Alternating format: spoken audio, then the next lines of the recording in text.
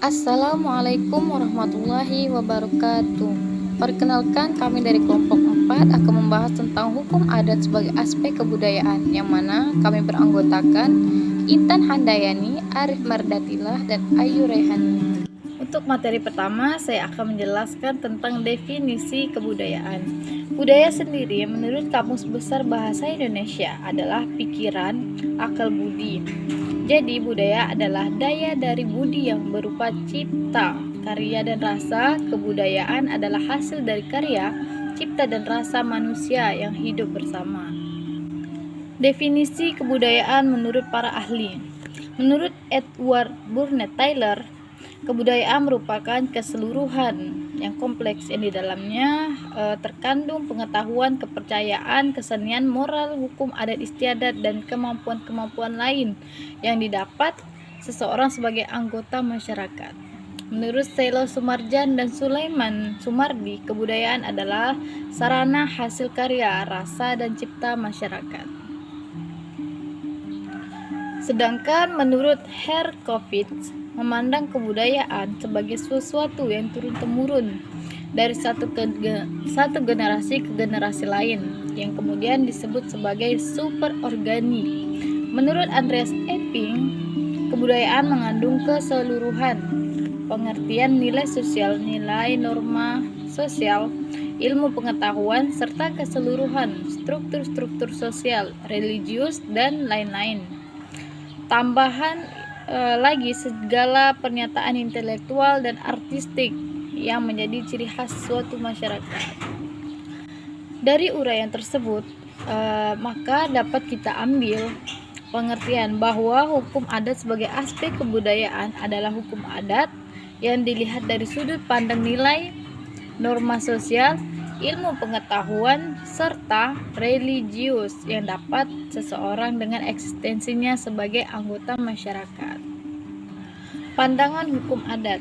Hukum adat dilihat dari segi wujud kebudayaan, maka hukum adat termasuk dalam kebudayaan yang berwujud sebagai kompleks dari ide-ide yang fungsinya untuk mengarahkan dan mengatur tingkah laku manusia dalam berkehidupan di masyarakat. Dengan demikian, hukum adat merupakan dalam kehidupan masyarakat sebagai kebudayaan bangsa Indonesia. Maka jelas dikatakan bahwa memang hukum adat adalah sebagai aspek kehidupan dan budaya bangsa Indonesia secara struktur, kejiwaan, dan cara berpikir bangsa Indonesia tercermin lewat hukum adat yang berlaku atau hukum adat itu sendiri.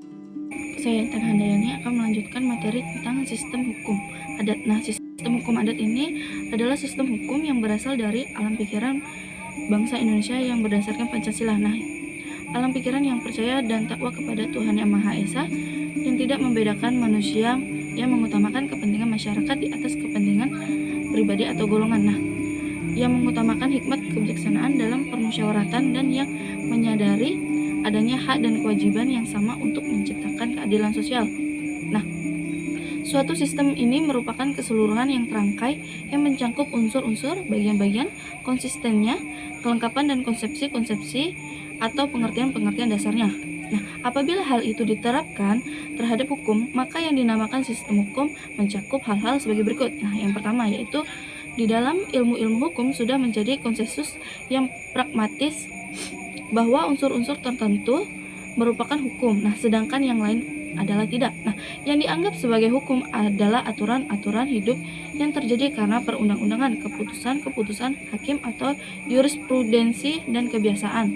Yang kedua yaitu bidang dari suatu sistem hukum ditentukan atas dasar bermacam-macam kriteria yang menghasilkan dikotomi-dikotomi. Nah, yang ketiga yaitu konsisten di dalam suatu hukum akan ada apabila terjadi persetujuan dan keserasian. Nah, yang keempat yaitu kelengkapan suatu sistem hukum, unsur yang berpengaruh terhadap penegak hukum, yakni adanya hukum, fasilitas, dan warga masyarakat.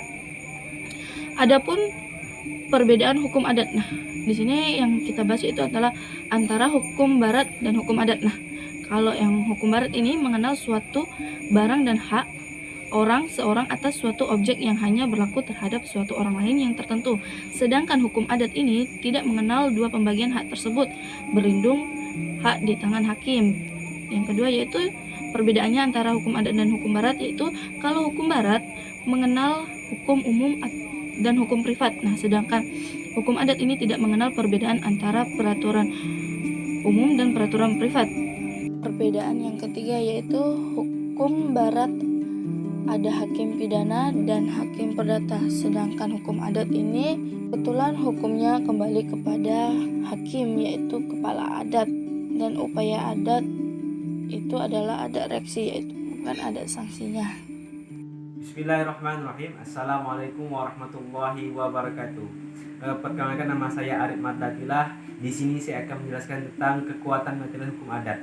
Menurut Supomo, kekuatan material hukum adat bergantung pada beberapa faktor antara lain. Yang pertama, lebih atau kurang baiknya penetapan yang serupa yang memberikan stabilitas pada peraturan hukum yang diwujudkan oleh penetapan itu.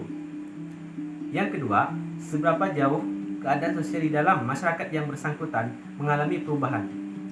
Yang ketiga, seberapa jauh peraturan yang diwujudkan itu selaras dengan sistem hukum adat yang berlaku.